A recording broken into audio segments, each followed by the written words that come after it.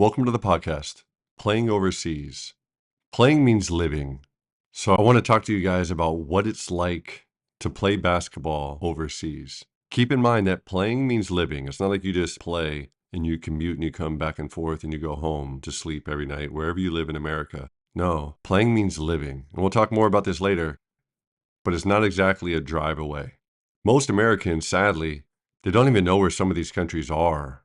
Like if you pulled out a map and you asked, again, this is sad, and I'm not trying to be funny or mean, but if you pulled out a map and the names of the countries weren't on there, and you just pointed and you asked a typical American, where's France? Where's Lithuania? Where's Saudi Arabia? Where's Japan? If you asked them where those countries were, it'd be funny to kind of see some of the places that they pointed. So in all fairness, we have 50 states in America, and there's probably tons of Europeans that don't know where several of those states are. If you ask the European to point out where's Kansas, where's Idaho, where's Wyoming, they might not be able to do that. For sure they know where New York is. For sure they know California. For sure they know Florida. They know the coast. But to actually point down where Utah is, they might not know where West Virginia or any of those places are. So I guess we have an excuse because we'll just say that geography can be challenging. But a lot of Americans don't travel. There's a lot that do, but there's even more that don't. So overseas is just kind of like this magical idea of being over there, wherever there is, but it's over there. They know it exists. They know that there's places over there where people live, but they've never been there and they don't even know how to find it on a map. So playing overseas, keep in mind, there's different levels to playing overseas. It's not like I'm going to play overseas, and that means it's one league that's kind of all comprehensive for the rest of the world outside of America. There's leagues in Asia, there's leagues in Europe, there's leagues all over the place. So if we're talking specifically about Europe right now, there's different levels. So you have the top leagues like the ACB in Spain, the Bundesliga in Germany. There's some very good leagues in Europe. And that's why there's something called the EuroLeague, right? So there's some very good leagues. But within those countries, let's talk about Germany, for example. Within those countries, there's different levels. So you have the Bundesliga, which is the top level. Then you have Pro A, which is a tier down. Then you have Pro B. Then you have regional leagues, all the way down the line. And each of those leagues and each of those levels, just like tiramisu, each of those levels has some different ingredients. So at the very top in Germany, you're allowed 6 foreigners. They don't distinguish between American, French, African. If you're not German, you're a foreigner in terms of the league. So they're allowed 6 foreigners on a game day roster. You can sign more. You can sign 15 if you want to, but you can't give them a uniform. You're allowed 6 maximum on a game day roster. So most teams sign 6. The top teams, the EuroLeague teams, the teams that play international, those teams typically sign more. Just in case somebody gets injured, it's almost like an insurance policy. Practices will be a little bit better, more competition. It gives the coaches a little bit more freedom with who they want to play in terms of strategy, but mainly dealing with health and availability. Because playing those international schedules can be a grind. For those that don't know, those EuroLeague teams, they play in their domestic league within their own country, and then they travel through the course of the week to play the best teams from all those other countries. So it can be a grind, and you're playing basically an NBA schedule in terms of games and number of games. Those games, I would say, are even more physically demanding. They're more grueling. They're more intense. The fouls are harder. It's very tough. So back to the tiramisu and how there's different levels. So in the top league in Germany, in the Bundesliga, you're allowed 6 foreigners. You're allowed less in Pro A, less in Pro B, all the way down the line where in some of the regional leagues, you're allowed 1 foreigner, for example. And these rules can be different in every country, but there's different levels. And because the top is the best and it's on TV and all that kind of stuff, there's thousands of people coming to watch games. Sponsorship is involved, owners that have a lot of money, higher stakes, big risk, big reward. They get paid way more money. The salaries are much higher. You get down to those bottom levels and players, they might be scraping by just making peanuts. So keep in mind that not everybody playing overseas is a millionaire. There's no minimum. There's no salary cap. It's not like what you know about professional sports if you only follow the NBA. It's different. So if you ever meet somebody that says, I play overseas, just know you probably want to know what country, what level, what league. There's a lot of details that can help you figure out what exactly that means. Saying that I play overseas, it's not like saying I play in the NBA. It's different. In many ways better, and in some ways worse, but different. So players, obviously, if you get over there and you're in the third division, the next year you want to climb your way up. You want to be in the second division. The next year you want to climb your way up and be in the first division. But it's not like players go over there and just stay in one country. They move around. So you might be in Germany one year, the next year in Spain, the next year in Romania, the next year you're in Hungary. You're moving your way around, trying to find the best situation to make the most money, to continue to climb the ladder all the way to the top. But teams are also trying to climb the ladder. So in Europe, they have something called relegation and promotion.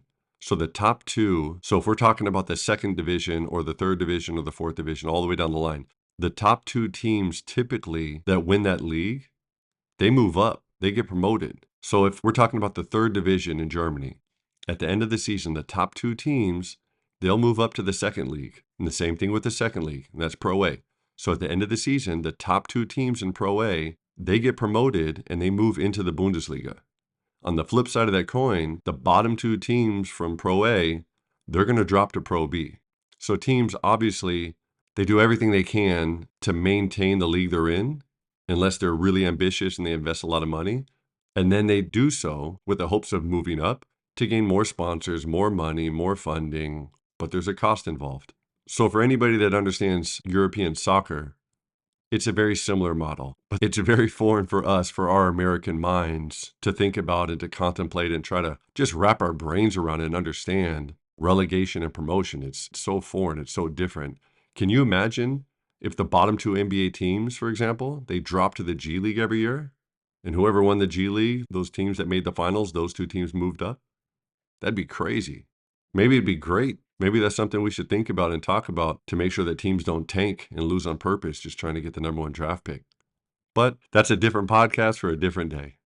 So you have to know that anybody that plays basketball, they all want to play in the NBA. And basketball, because it's a worldwide sport, it's not necessarily like American football where you can play in the NFL and then maybe a handful of other places around the world. Basketball, everybody plays. So if you don't make it to the NBA, you have a lot of options. You can play all over the world. And there's clubs and leagues and teams and organizations all over that are willing to pay you money to do something that's fun. But everybody wants to play overseas. So if you think it's easy, it's not. I remember a couple years ago, I was at a high school game, and what I thought was a former college player walked up to me, started a conversation. We're talking about basketball, but it turns out he had one more year of eligibility. He wanted to play in college, and we're not talking about him playing at the highest level, right? But he played in college, had a decent career, and he very casually told me after he's done with college, he's going to go hoop in Europe, as if that's just like a no-brainer. You know, that's just something automatic that he'll just go do. If he can find time in his busy schedule, he'll go play in Europe. But it's not that easy. Not everybody gets to play in Europe. Supply and demand is a very real thing, and the reality of that dictates that teams can pick who they want, so they want the best of the best. There's a player in Pittsburgh, former Division II player, and he's retired now, but he's a former Division II player that made it all the way to the ACB in Spain, and this guy's a living legend over there. Most people don't even know who he is here in his hometown, but he's a living legend. He could walk into a sold-out arena in Spain, and the crowd would chant his name and go crazy because he was able to work, endear himself to the fans, embrace the culture. They loved him. They loved his style of play. So there's people, and it's very interesting, there's people walking amongst us that have had wonderful careers playing overseas, saved up some money, had some nice career earnings, and go back home and can walk down the street and nobody even knows who they are. It's crazy, but that's how it works. Sometimes when you're overseas, it's like you dropped off the face of the earth in terms of what your friends know and people back home know and can see of you, because those games aren't all televised over here. And you got to remember that Europeans are good, like really, really good. Everybody knows Luka Doncic, Nikola Jokic, Giannis, all the Europeans, that it seems like the floodgates have opened, that all those Europeans, they just keep coming over to the NBA and dominating and winning Rookie of the Year and winning MVP and all the things that they've done. Europeans are good. So if we're talking about the best of the best, the ones that are in the NBA, those are models that we can look at. Those are examples that we can look at. But those are just a couple examples because they've all worked their way through the European model to even get to that stage. So Europeans are good. So if you're going to go over there, if your plans are to go over there, if you would like to go over there and play, You have to know you have to be better than what they already have. And Europeans, if we're going to generalize, they're smarter. They're better at basketball. They have a higher basketball IQ. It hurts me to say that, but it's true. They know the game. They understand how to play the game. And it's not just one-on-one basketball. They know how the pieces fit together. They know how to play 5-on-5. And that's why they're able to come over here and dominate. They're just more skilled from years and years and years of everything that they go through in practices, working on skill development, working on decision making. So they don't spend as much time, and keep in mind we're generalizing, but Europeans and their coaches and the clubs and organizations that kind of encompass all of this, they don't spend as much time trying to create highlight reels. They don't spend as much time back in the day, and it feels weird to even say this now, but back in the day, SportsCenter was like the Instagram, the YouTube shorts. It was like the way that you saw highlights of games. Kids in America, they wanted to be on that. They wanted to get the dunk, the crossover. They wanted to ankle somebody. They wanted to score on 3 people. They wanted to do that. And there's a whole culture built up around that with the and one mixtapes and all that. So American kids, for the most part, again, we're generalizing. For the most part, they were chasing highlights because that's how you got a pat on the back. That's how you got recognized. That's how you generated a little bit of fame and made a name for yourself. Whereas Europeans, they're much more basic. They're much more fundamental. They spend way more time working on skill work, and it's helped them. And you see the results of that. Who knows what the future holds if they get caught up chasing highlights as well as social media continues to explode. But up till now, they're so much more fundamental, and it has to do with how they work and how they practice. But the high school season in America is what? Roughly 3 months? If you're really good and your team goes to the state playoffs, maybe 4. It's a very short season. So you have some practices that lead up to that. You have a fall league potentially. You have a summer league. Maybe you have a spring league. So there's other things that can add to the length of a high school season, but the actual season where there's official games is roughly 3 to 4 months. The European season is 10 months.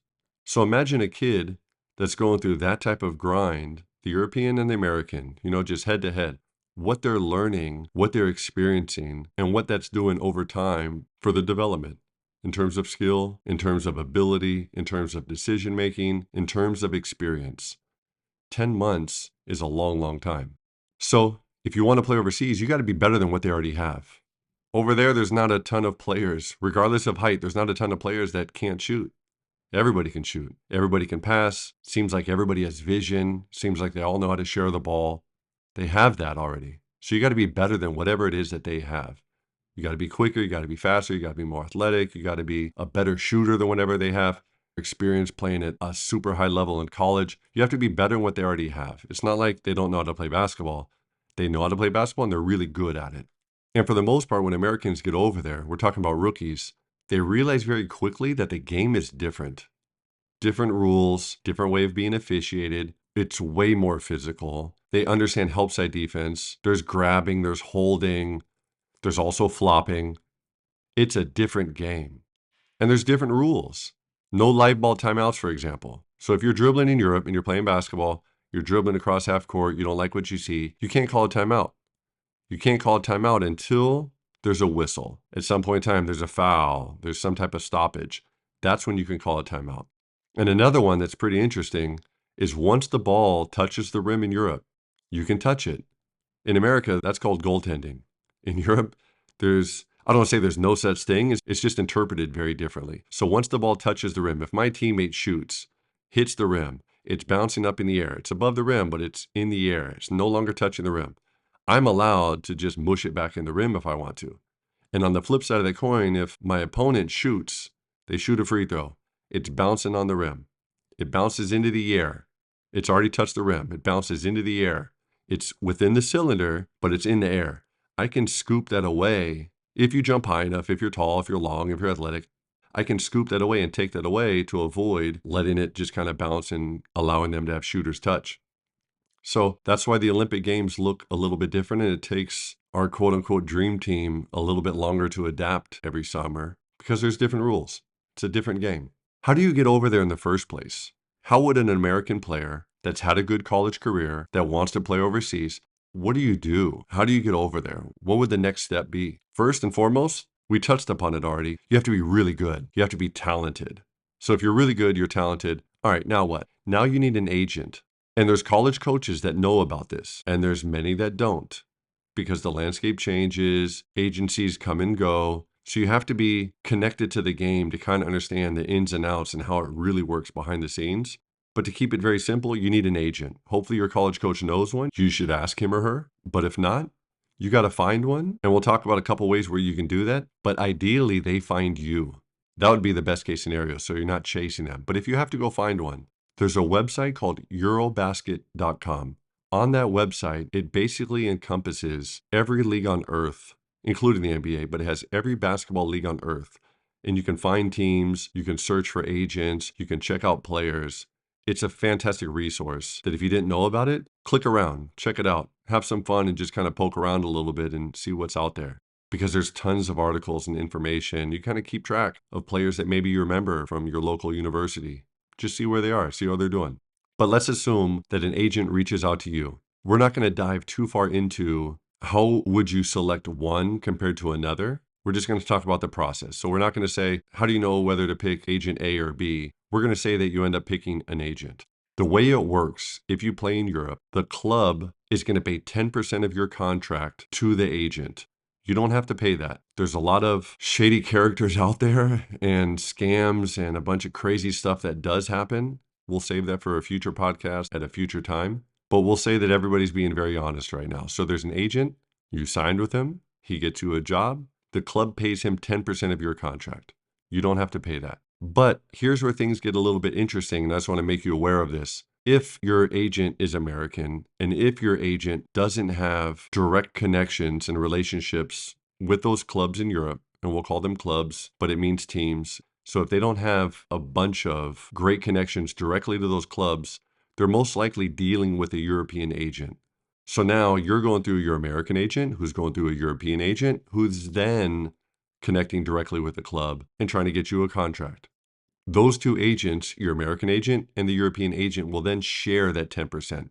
So the club will pay the European agent 5%, and then they'll pay the American agent 5%. So they'll split that. So thinking about this, if an American player, we know they're not going to play in the NBA. If an American player is going to play overseas, sometimes it makes more sense to have a European agent because a European agent is most likely going to place his guys first.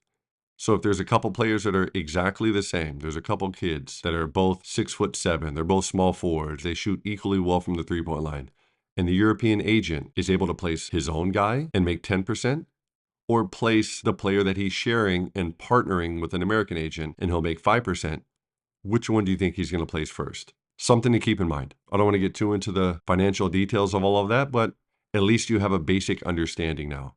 But the agent's job is to use his connections to get you placed. Sometimes there's a tryout and you got to go over there and show them what you got for a week or 2 weeks or a month and prove that you can be at practice on time, prove that you can be a team player, prove that you're actually the height that your college listed you at and that you didn't shrink 3 inches on the flight over somehow, which happens sometimes. But a lot of contracts have a tryout, but once you sign, it's typically guaranteed. It's a guaranteed contract. But most contracts are just for 1 year. At no point in time is any European club going to sign an American rookie to a 2-year, 3-year, or 4-year contract. That just doesn't exist. So they're going to sign you for 1 year. What you'll get, you'll receive a monthly salary. They'll pay you monthly. Sometimes, some places, they might pay you every 2 weeks. But for the most part, they're going to pay you monthly. Maybe you get a car or a shared car. You get an apartment or a shared apartment. You get a flight or a couple flights. And maybe even some meals or discounts to eat somewhere. But that's basically what you're going to get. But a contract doesn't really mean anything. When things go sour and things go wrong or you're not performing, contracts don't really mean anything unless you're willing to go to court. And the court's going to be in Switzerland, where FIBA is based, which has helped over the past couple of years, honestly, because there's a lot of countries out there that don't pay sometimes. For sure, there's Americans with horror stories about that. But unless you're willing to go to court, if a team doesn't want you anymore, they're going to find a way to get out of that contract. And if you don't know the language, if you don't have a lawyer, if your agent's not prepared to pay the fee for you to go to court, they might just say, screw it, and then you're out of luck. Hopefully you get flown home. So it can go wrong sometimes. And they'll force you out if they want to. If a club doesn't want you anymore, they'll find a way to force you out until you help them break the contract. They might say, we're not going to have you practice with the team anymore. You have 6 a.m. workouts. We're going to do individual workouts at 6 a.m. and at 9 p.m. And they'll just try to break you mentally until you walk away. So there's that too, and that does exist. But the hardest part about being a professional player that plays in Europe is the waiting game of the summer. That part sucks because it's a 1-year contract. So say you played really good, you performed well. You're waiting for something better to come along, and that's your agent's job, but you're waiting for something better to come along where you can continue to climb the ladder. You want to make more money, you want to move up, you want to play in a better league. And to do that, you have to wait. You have to be patient until the right offer comes in. And sometimes you'll get some other offers that are just good. They're good offers. And you have to ask yourself and deal with your agent and figure out, how long can I hold out and not take one of these really good offers while I'm waiting for a great offer? So you don't want to shoot yourself in the foot. That's something that comes down to relying on an experienced agent who really understands the marketplace to help guide you to make really good decisions. But adapting is everything. Remember, playing in Europe means living in Europe. And Europeans, they speak several languages. We're honestly kind of, I hate to say this word, but quote unquote, we're kind of stupid. Compared to them, we are. Maybe it's not necessary here. We talked about how we have 50 states. In those 50 states, we all speak English. So if you want to travel within America, you use the same money, the same currency, you speak the same language. You don't have to go to any checkpoints when you're crossing borders from one state to another. That's just the way it is here. But in Europe, they speak different languages because as soon as you cross a border and you're in a different country, they most likely speak in a different language. So yes, they do speak English, but they also speak their native language and probably something else that they learned in school as well. So hopefully if you're listening to this and you do want to play in Europe someday, pay attention when you're in Spanish class, pay attention when you're in French class, pay attention and try to really focus on learning as many words as possible so you at least have a basic understanding. So if and when you're playing in Europe someday, you can blend in and you don't feel completely lost. In the old days, an American player would show up, maybe take a course, maybe buy a book to learn, but now you can just download some apps and they translate for you. So it's much easier now, it's doable. And everybody there under the age of 40 or 50, they all speak English. Maybe not perfectly, but you'd be surprised and you'll feel lucky and fortunate and thankful. They all speak English, so you can get by. Depending on the country, I want to stress that part. Depending on the country, for the most part, under a certain age, they'll speak some English. So there's a lot of differences and you have to adapt. I mean, they drive differently. Their driving habits are different. So in Germany, on their highway, freeway, whatever you want to call it, they have certain highways and they're called the Autobahn.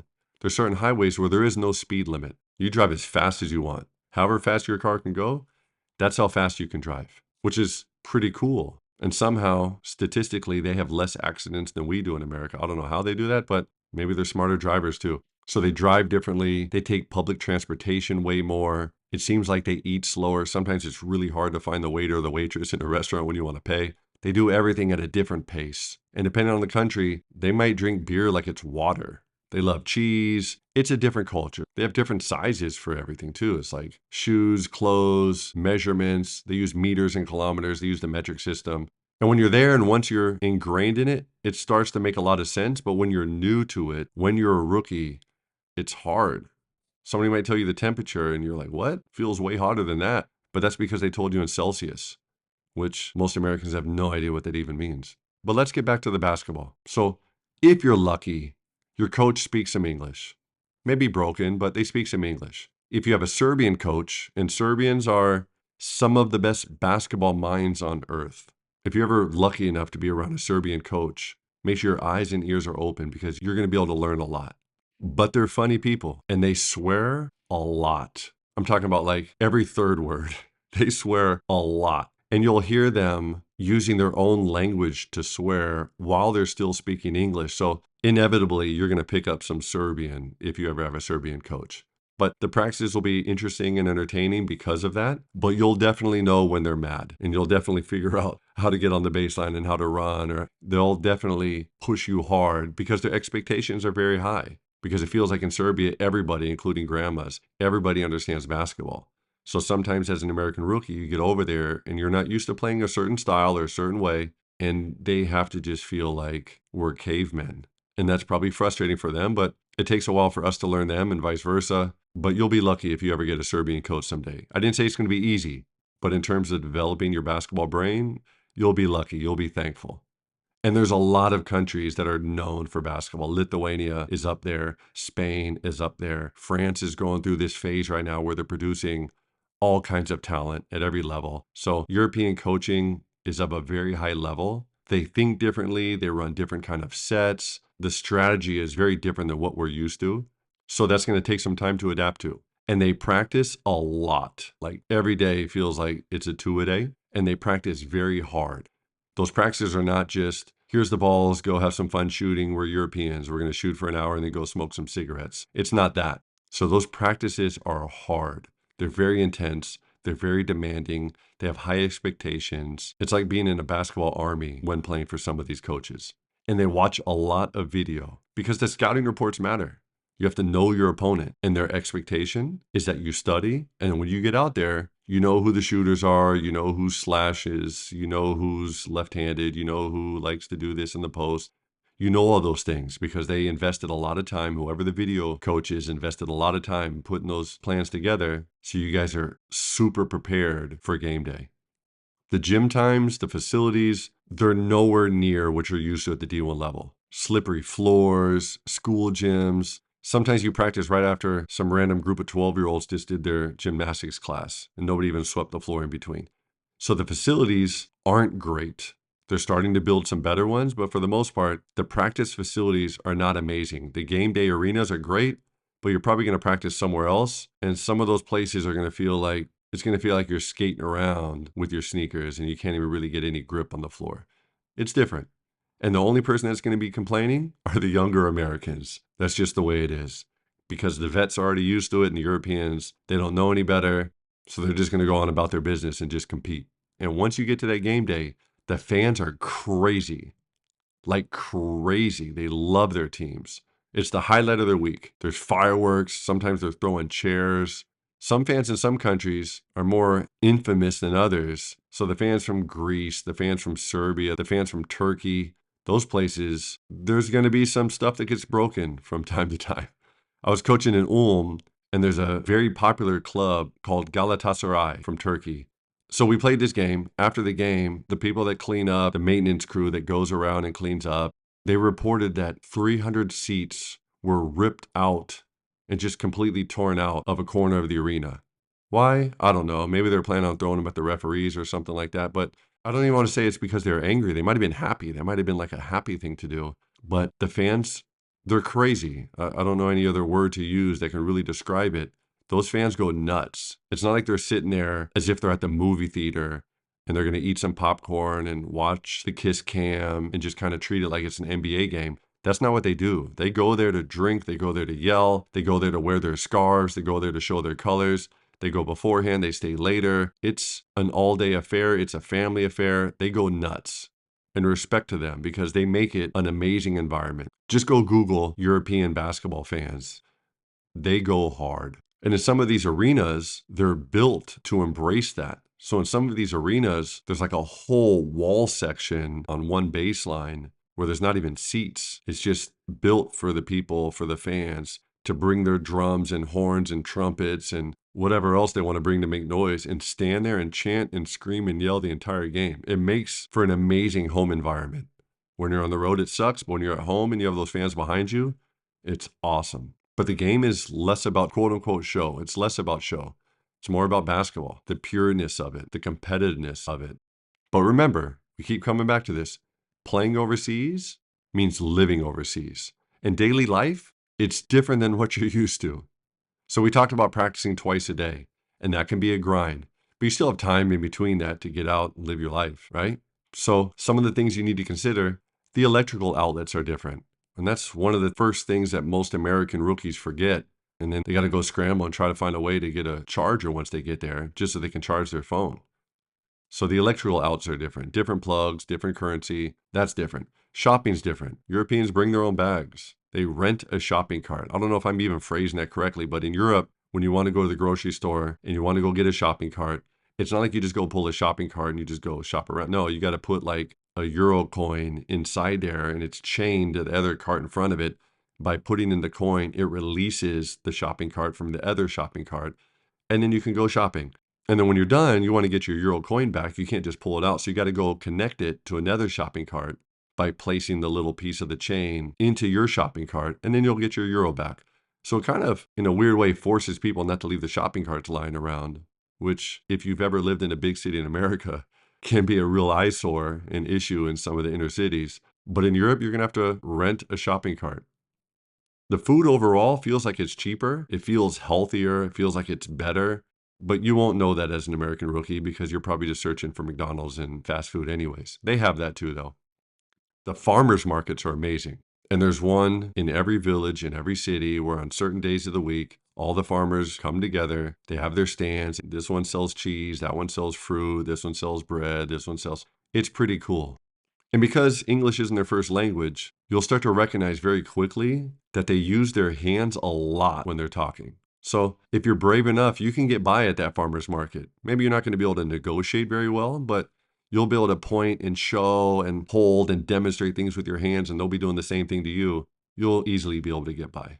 And when you're paying for something, just know that the euro, and we're speaking about Europe in particular right now, but every place outside of America, they don't use dollars. So in Europe, they use something called the euro. And those notes, first of all, they don't even have what would be the equivalent of a $1 bill. That would be a coin. The smallest they have is a €5 note, then a 10, then a 20. And it works their way up. But they each get bigger and bigger as they move up. It's not like they're all the same size like here in America. So because they don't have a €1 bill, they have a €1 coin. They also have a €2 coin. So sometimes you'll get change from a couple places in the same day. Next thing you know, in your pocket, you have like 20 euros in change, which is pretty cool. It's different.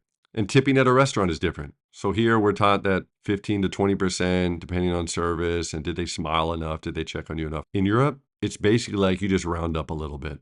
So I'm sure they're thrilled when Americans come over and leave a bunch of extra money. But even that's different. Do a little bit of research, whatever country you're going to play in, so you can make sure that you're not leaving extra money for no reason. And one thing that's very different in Germany is there's like 5 different ways that you got to divide your trash in order to throw it away. In some places in America, you just throw it all in one bin and maybe the municipality divides it for you and recycles and does whatever they do. Not in Germany. In Germany, you have your trash can. You have a different can where you put cardboard and paper. You have a different can where you put banana peels and orange peels and fruit and stuff like that. You have another one where you put your plastics. It's different. And most Americans, they don't know that. And teams got to do a better job, honestly, of explaining that. So you'll find that out the hard way when your neighbor comes knocking on your door saying that she looked through your trash and you forgot to put your banana peel where that goes. Sounds crazy, but even throwing away your trash in Europe can be a completely different experience. How do you stay in touch with your family? In the old days, you'd have to lick stamps and write a letter and go throw it in the mailbox, right? But nowadays, there's FaceTime video, and that's a game changer. But you got to keep in mind that the time zone, depending on where you are, it's like 6 hours different. So it's nice to see friendly faces. It's nice to be able to talk to family and friends, and it makes you feel like you're almost home. But as soon as you hang up, you'll realize you're not really home. And that's a part of dealing with those lonely days. And there's going to be a lot of them, and you'll have to remind yourself, you're getting paid to play a game that you played at the park for free, a game that you found as a kid that gave you joy. You're getting paid to do that, a child's game. But there are going to be some lonely days because you're not near your family, you're not with your friends. You're completely on the other side of the world. And once the season's done, you go home, you try to recover for 2 weeks, and then you got to get back to the grind because you have to work to improve your shot, get stronger, flexibility. Maybe you're going to play in a summer league here or there. And then you get to do it all over again. And that starts with the waiting game, waiting for that phone call from your agent. And some players change agents several times because they get tricked into thinking the next guy will do a better job for them. So just like in college, when you're getting recruited, that feels good. Agents recruit you throughout the course of the year because they're trying to get you to sign with them because that's how they make money. So you're going to be recruited throughout the course of the year, and they're going to tell you things just like salesmanship. They're going to tell you things that you want to hear to get you to sign with them. Things like, we'll get you a better job, or man, I can't believe your agent couldn't get you this, or we could have got you that. Man, you're only making this much. We could have had you making twice that. If you signed with us, we'll get you in this country next year. So it's hard to know what to believe because being recruited feels very good, and they're all gonna, I hate to say lie, cheat, and steal, but they're gonna do whatever they can to get you to sign with them because that's how they make money. Agents don't make money without players. They have to represent players for the clubs to pay them. So waiting on your agent to get you a job based on how you performed the past season and hoping, or blaming your agent when it takes too long, but hoping that you get what you think you deserve, that can mess with your mind a little bit. And it takes a lot of mental fortitude to trust the process and just keep working, keep getting better. and let your agent do his job, because no teams deal directly with players. That's just not how it works. The agent is the middleman, and that's who does all the negotiating. It's a tough job mentally. You have to be really talented physically just to be able to be in this conversation, just to have a chance to play over there. But you also have to be a mentally tough human to fight through a lot of adversity. But there are a lot of perks and opportunities, and it helps you grow as a human, to see different things with your eyes, to experience the world, maybe even learn a foreign language or two. It helps you grow. It could be about way more than just basketball in terms of helping you develop as a human. So if your son or daughter, somebody you know, plays overseas, what are some of the crazy stories that you've heard? What are some of the experiences that stand out? Let us know in the comments. And for the players listening, what's the best country you've ever played in? I'd be curious to know. I sincerely hope this helped you. For the parents out there that have kids that hope to play overseas at some point in time in the future, it can be a daunting task trying to navigate the landscape and trying to understand how it works, all of the details involved, all of those questions. If you have a question, reach out, let us know, and we'll get back to you. I've spent 15 years of my adult life living in Europe as a professional player or as a professional coach. So I have at least a little bit of experience in that world. Obviously, have some context and know some people and have some friends that are presidents and GMs and agents all the way down the line. So if there's something we can do to help you when it's time to navigate that, let us know, and we'll do the best we can to help you. But for everybody, I hope this was educational. I hope it was enjoyable. I hope it shed some light on what it's like for those guys and girls that go over there chasing their dreams. And also just for you to have a better appreciation of what it's really like. Keep this in mind, what it's really like living and playing overseas. Come get some.